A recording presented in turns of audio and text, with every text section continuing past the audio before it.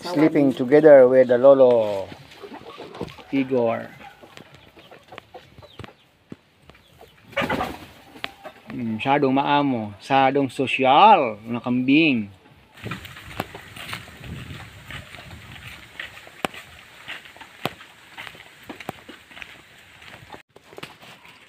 Update po dito kay Igor. Ngayon ay ikasikan din niya dito. Puro iyak siya ng iyak pag walang kasama dito.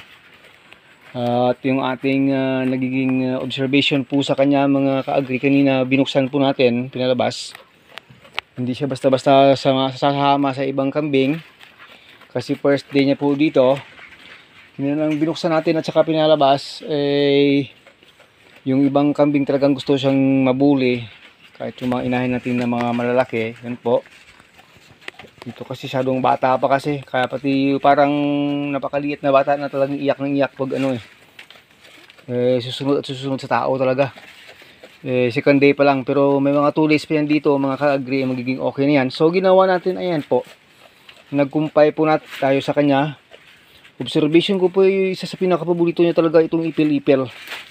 Kahit itong niyog-niyogan, gusto ko na yung kumakainin. Pero mula kahapon hanggang ngayon, yung na-observe ko po, yung ipil-ipil talaga yung kanyang paborito. Hindi naman pwedeng puro na lang ipil-ipil. Kasi makakasama na rin. Dapat kasi balance yung kain niya. Kanina nakalabas siya na kakain na rin ba't ibang klase na rin ng dahon. Pero pinasok ko na dito kasi kahit saan ako pupunta, susunod itong si Igor. So, yan. Pinuntahan natin dito kasi doon ako sa kabilang kubo. Iyak siya ng iyak. Kasi feeling niya wala siyang kasama. Dito, nang bumalik dito, puspusan na naman siya sa kakakain. Pero hindi po siya maraming kumain talaga na ganun kadami. Kasi kahit kunti pa lang kakain niya, nakakain, busog na po siya.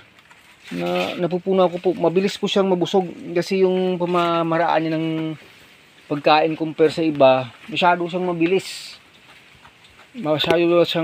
sa nguya at saka sa kain nang napansin natin kanina sa labas.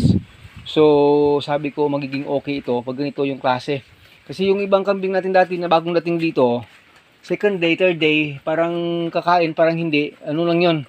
Hindi siya masyadong tutok sa kain, pero siya po tutok siya sa kain. So sabi ko hindi po malaking problema. Kahit na second day pa niya dito, sabi ko kanina magtuturok sana tayo ng vitamin sa kanya pag masyado siyang na stress. Pero feeling ko po hindi po siya na-stress ng ganun. Kasi ng kahapon, nabigyan ko siya ng kumpay na dahon ng saging, napakarami pong nakain niya. Pag stress po kasi yung kambing, imbis na kakain po yan, talagang hihiga po yan. At saka uunahin po yan yung resting. Kasi nananakit yung mga katawan niya, yung mga muscles niya sa haba ng biyahe. Pero siya po hindi. Kasi nang dinala namin kahapon yung dito, hindi sinakay sa jeepney. Nilagay namin siya sa isang comfortable na place po.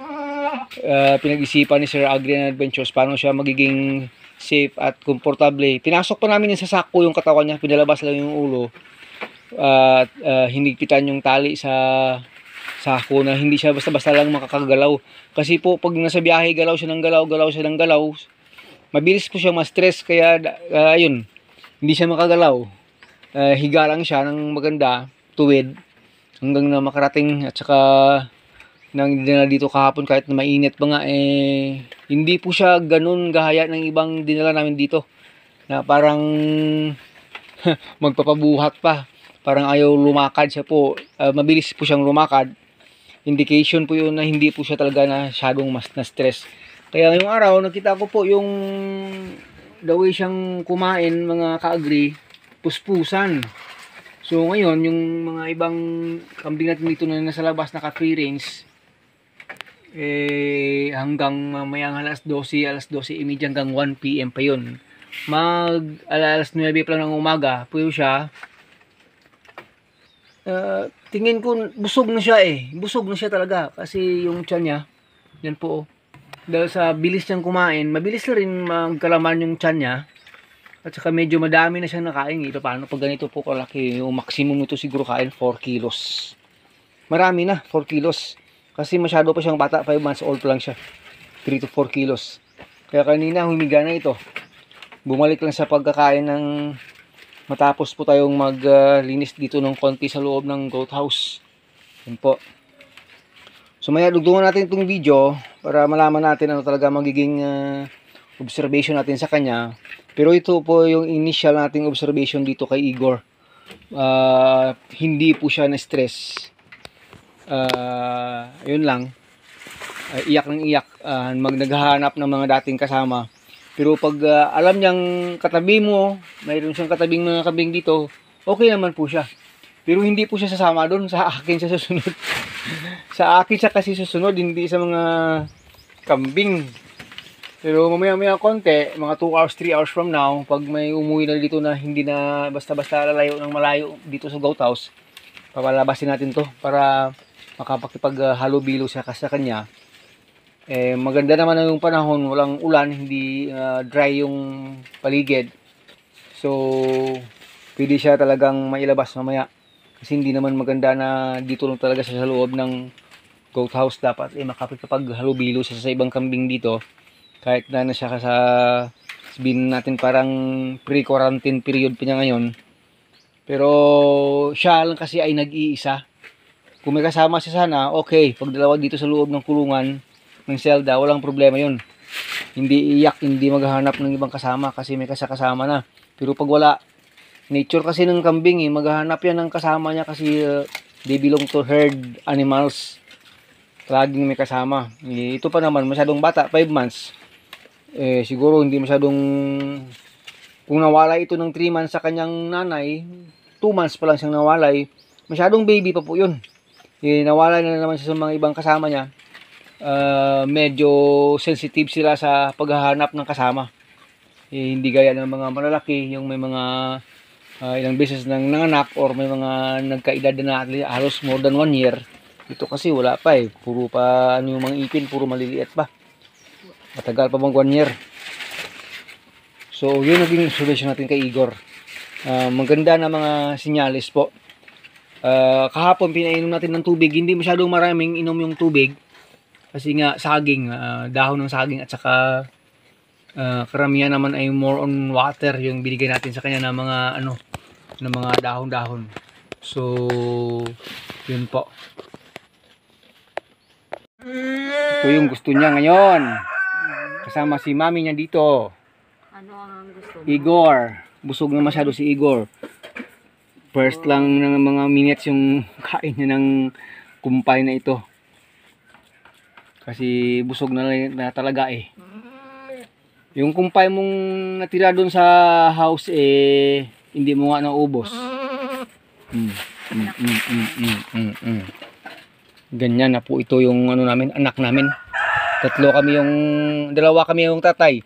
May isa siyang nanay. Ano ba yan, Igor? Ha? Nag-purga ako. Bilis lang siya mabusog. May ko dahil nga purgahan pa basid akong bagong purgalin to blaw at siguro. Sa una nga ako magpurga ka at least mga 1 month digid para siguro gid. Ayan nakapatong sa kumpay May nakita ba ako gabi vlog si sinuga dito man. Bilarimo? Okay. Saan din interview to sa Gonzales Farm. Si Gonzales Farm? Gonzales Farm na pinay ko sundan ra hybrid na grabe din naman kanding Gonzales Farm na. Nagakwadro na, naga-trade. Uy. Mo to na puro pure to na yan mga kanding re. Ambal na gani race pero dapat committed ka pag auto feeder tan. Automatic feeder to. Tama to. Nakakatira sa dalam. Isaga nga ja. Andula tama mo gid. Di po ba gid. May dyan man nga. Walak ng tao na bala. Sa murok tama kanting na. Pero hapit tao no. Pati bata ng mga magagmayra gini pa bulig na maglimpyo.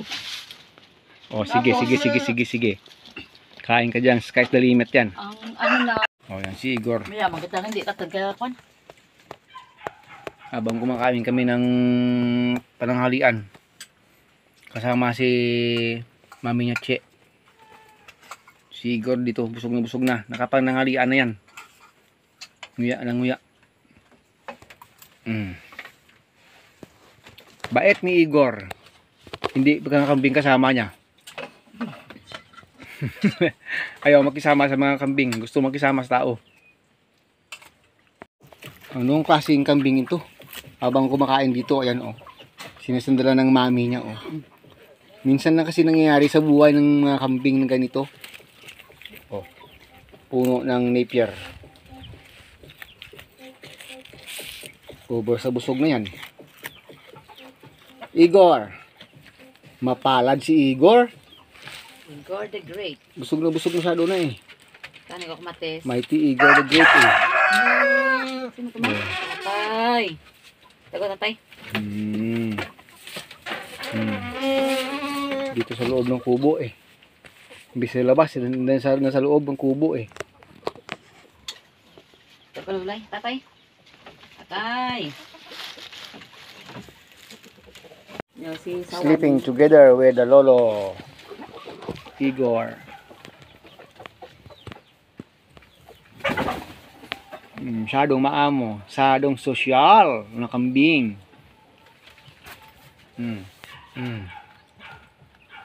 Wala man lang bahid ng stress.